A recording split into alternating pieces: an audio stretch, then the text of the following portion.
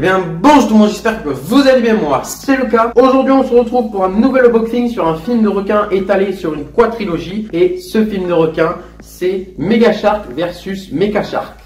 Après Mega Shark versus Giant Octopus et Mega Shark versus Crocosaurus, place au troisième opus, Mega Shark versus Mecha Shark. Et je trouve que celui-là c'est le meilleur de toute la quadrilogie. Et oui, je les ai tous vus. J'ai les trois premiers, donc Mega Shark versus Giant Octopus, Crocosaurus et Mecha Shark. Colossus, je ne l'ai pas encore, mais il est disponible sur YouTube. D'ailleurs, je vous mets le lien en description et même dessus là. Mega Shark versus Mecha Shark et Mega Shark versus Colossus, ils sont tous les deux en description, en HD et en français. Vous pouvez les voir comme vous voulez, ils sont juste en description. Voilà. Du coup, par rapport au film, donc je trouve que oui, c'est le meilleur. Parce qu'en termes d'action, en termes de couleurs, d'effets spéciaux, en termes d'effets spéciaux, c'est vrai que Colossus défonce un petit peu plus. Mais il y a plus d'action, il y a vraiment plus d'envie à le voir parce qu'il y a le fait d'avoir Mecha Shark, c'est en fait une intelligence artificielle, je ne sais plus son nom par contre. C'est un peu comme du Iron Man avec Jarvis, c'est un peu pareil. Et on est vraiment accroché à cette intelligence artificielle et je trouve ça vraiment beau, voilà, parce que vraiment, je trouve pas, il n'est pas émouvant le film. Mais on est vraiment accroché au personnage comparé aux autres que je trouve assez fade. Et on voit beaucoup le Mecha Shark et ça vraiment je suis content. Par exemple Colossus on voit pas beaucoup le Colossus. Concrètement c'est un peu nul. Là on voit beaucoup. Je pense c'est le seul film de la quadrilogie qui est vraiment en termes de visibilité vraiment Mega Shark pas trop mais le Mecha Shark juste l'ennemi.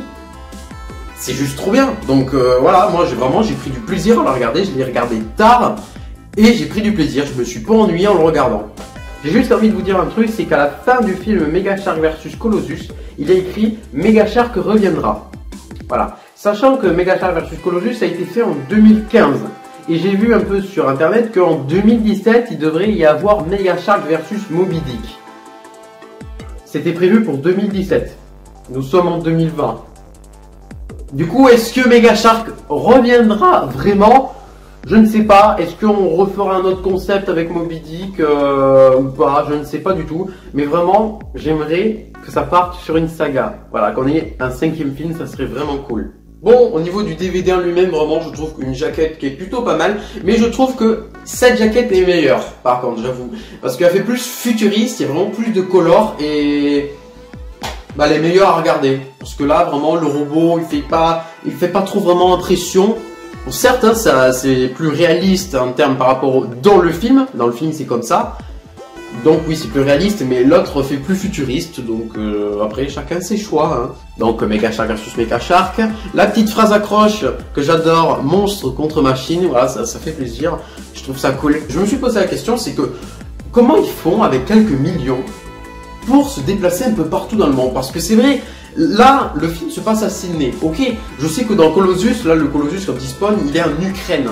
Alors, soit on nous ment à l'écran qu'ils ont tourné ailleurs et qu'il nous fait croire que c'est en Ukraine, mais ça m'étonnerait. Je pense qu'ils ont vraiment voyagé, mais je sais pas, à quelques millions, ça fait difficile à se le dire. Ils n'ont pas assez de budget de toute façon pour nous faire croire qu'ils sont sur un fond vert. Là, on n'est pas dans des blockbusters sa mère, on est sur du Mega Shark. Donc non, on est sur du quelques millions. Voilà, que surtout que en plus la marque de production c'est The Asylum. Hein. Donc là, on ne travaille pas sur du haut budget. Mais vraiment, je me pose la question. Je ne sais pas si quelqu'un le sait, dites-le moi en commentaire, ça me ferait vraiment plaisir à savoir. Donc il y a 3 acteurs écrits là sur la jaquette de devant. Christopher Judge, Debbie Gibson, a joué dans Mega Shark versus Giant Octopus. Et puis Elizabeth Wom. Concrètement, je les connais pas, hein, je ne sais pas leur carrière. Donc après la jaquette de devant, on passe sur le côté. On voit pas grand chose avec les reflets. C'est vraiment énervant parce que j'ai une fenêtre juste devant moi là pour faire éclairage. Mais bon, quand on est sur de la réflexion un peu comme ça sur du plastique, bah, la réflexion à part un peu en steak, elle fait p'tit comme ça et du coup on voit rien. Voilà, le p'tit, c'était la représentation du blanc, du reflet. Voilà, c'est... Ouais, je fais bien la représentation du reflet. Bon, j'arrête de parler de ça, c'est bizarre. Donc voici le derrière que je trouve assez cool aussi, vraiment stylé. Le Mecha Shark qui tire un rayon laser sur le Mega Shark, ça vraiment... c'est stylé, c'est cool. Donc je vais lire le résumé maintenant. Donc un véritable choc des titans. Au large des côtes égyptiennes, un mégalodon réapparaît au fond des mers. Pour contre des nouvelles menaces, le gouvernement américain a mis au point un projet top secret. La création d'un requin mécanique gigantesque, doté des mêmes caractéristiques que le mégalodon. Un couple de scientifiques va devoir piloter ce sous-marin ultra sophistiqué pour faire face à ce terrible adversaire. Mais la bataille est loin d'être gagnée. La saga continue cette fois-ci, le gouvernement dispose d'une arme redoutable. Donc en bonus, nous avons Making of, bêtisier et bande-annonce, ça fait plaisir. C'est comme Crocosaurus, on avait la même chose, hein, bonus méga géant, bande-annonce, Making of, bêtisier. C'est la même chose. Je vous dis c'est cool, mais j'ai déjà tout regardé. Moi j'ai vu le film, j'ai vu tous les bonus, les making of et bande-annonce, j'ai tout vu. Donc je vois pas pourquoi je vous dis et c'est cool. Bah, oui c'est cool, c'est vraiment très stylé parce qu'on nous dévoile des images qu'on ne peut pas choper ailleurs. Ni sur Dailymotion ou sur YouTube, non, ah, ils sont là-dessus. C'est pour ça que j'achète les DVD pour leur bonus, vraiment leur qualité, leur truc officiel. Enfin voilà, c'est vraiment cool. Et moi j'ai l'impression qu'il n'y a que moi qui prend des DVD maintenant, ou des Blu-ray ou quoi que ce soit. Alors je vais simplifier, le professeur à mon lycée d'informatique, on va appeler ça comme ça, a dit ouais il n'y a plus personne qui prend des DVD. Quoi? Attends. Quoi? Pardon?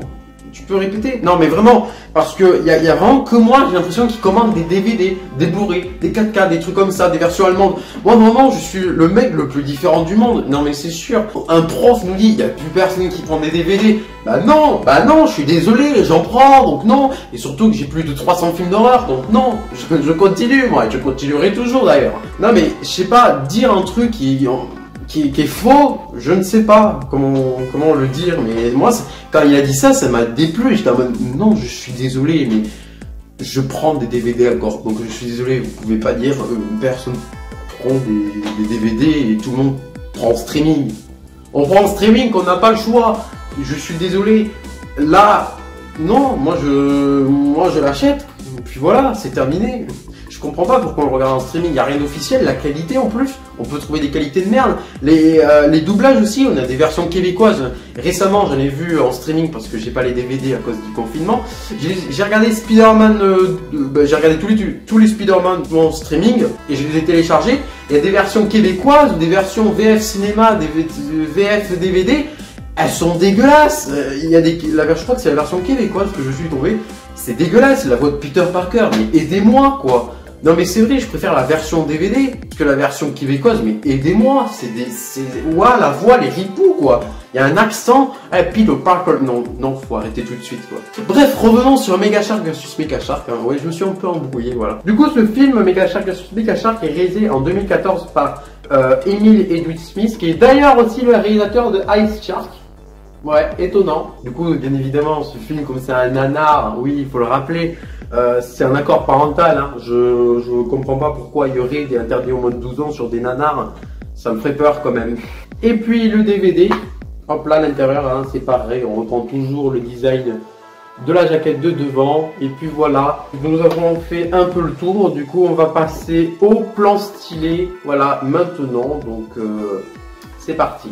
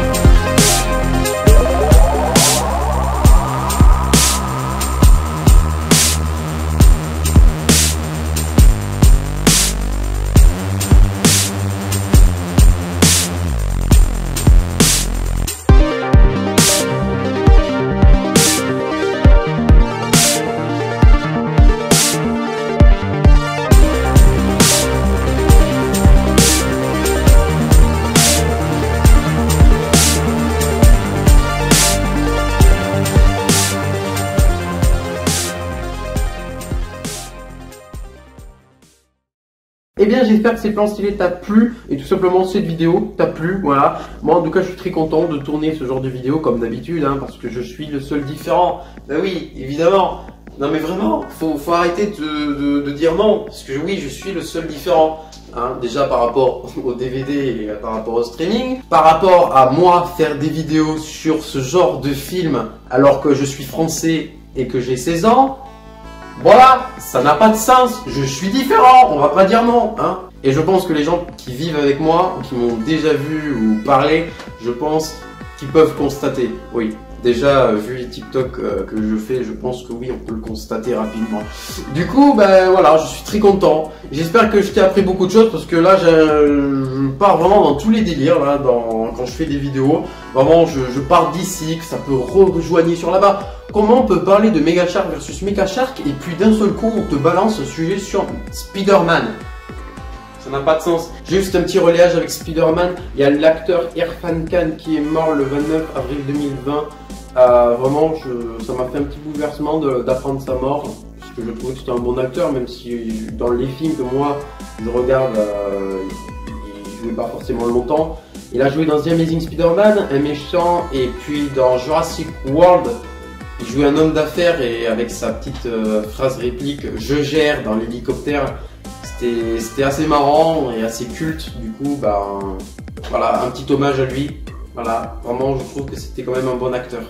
Sinon, à part ça, voilà, donc je t'apprends beaucoup de choses, voilà, grâce à mes vidéos. Essaie de les partager un maximum, parce que s'il faut, il y a des choses que des gens ne savent pas du tout et que moi, je pourrais leur apprendre.